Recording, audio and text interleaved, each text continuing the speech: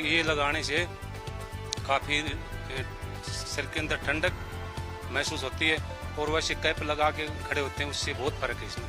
ये अच्छा है।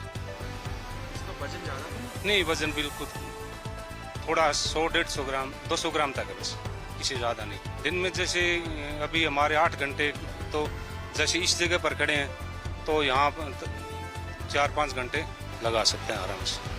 अभी कितना टेम्परेचर महसूस हो रहा है आपको? अभी टेम्परेचर वैसे यहाँ का 42-43 है, यहाँ 32-33 के आसपास महसूस हो रहा है।